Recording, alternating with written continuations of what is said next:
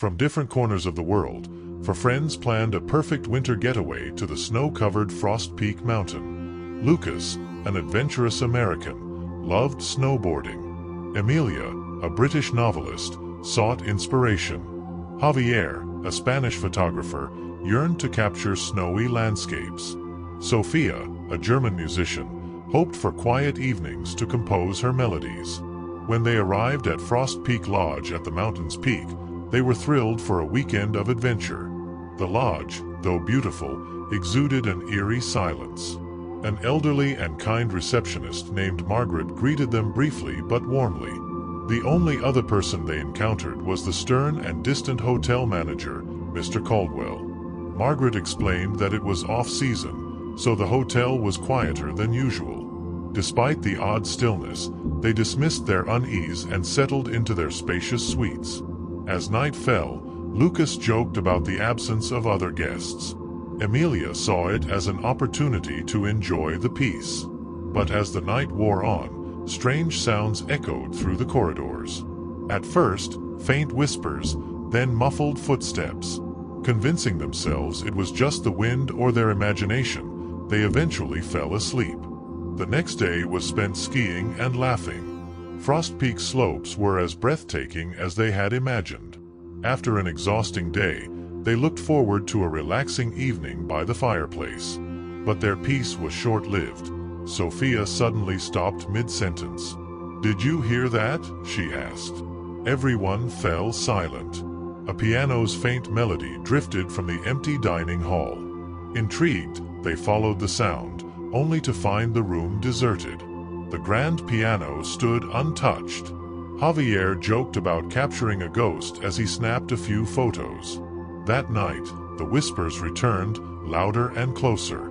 Lucas, determined to prove there was nothing amiss, ventured into the corridor but found no one. When he returned, his face was pale.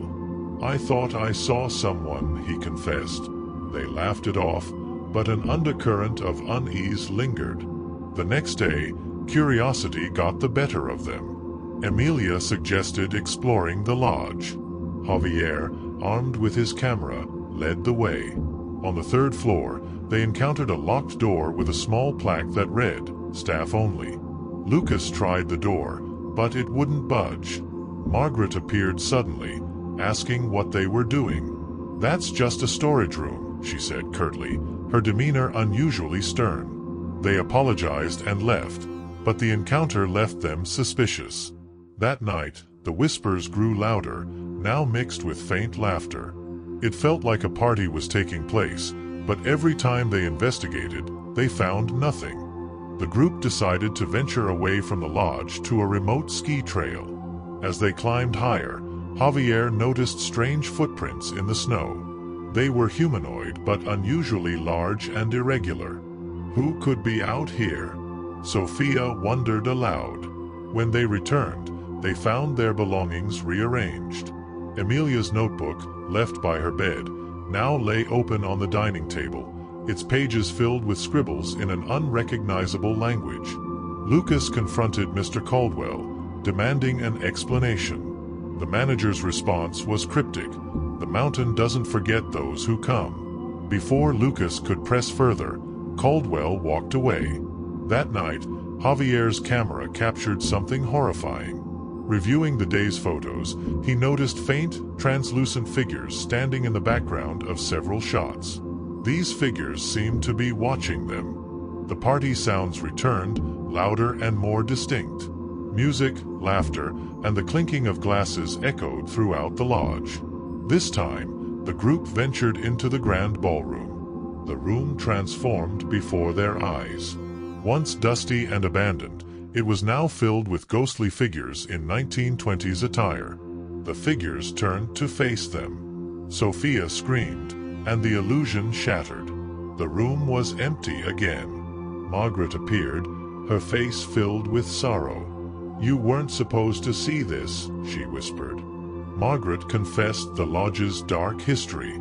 Decades ago, during a lavish New Year's Eve party, an avalanche trapped the guests inside. With no hope of rescue, the guests perished in the cold. Since then, Their spirits had been trapped, reliving their final moments. The group debated leaving but discovered their car wouldn't start. The nearest town was miles away, and a snowstorm was approaching. They had no choice but to stay. That night, Emilia had a vivid dream. A woman from the 1920s warned her, "Leave before the second night of the storm. If you stay, you'll join us." She woke up drenched in sweat and recounted the dream. The group decided to flee at first light, storm or not. The storm intensified, creating a wall of snow that trapped them inside. The whispers turned to screams. Shadows moved freely in their rooms. Lucas and Javier barricaded the door while Emilia and Sofia prayed for dawn. At midnight, the ballroom's music returned. The sounds were deafening and chaotic. The group felt an unnatural pull toward the ballroom. Morning came, and the storm subsided. The lodge was eerily silent. Grabbing their belongings, they fled down the mountain. When they reached the base, they looked back to see the lodge shrouded in mist. To their horror, shadowy figures stood in the windows, watching them leave. The group vowed never to return. But the memories of Frostpeak Lodge haunted their dreams, and the whispers followed them, even miles away from the cursed mountain.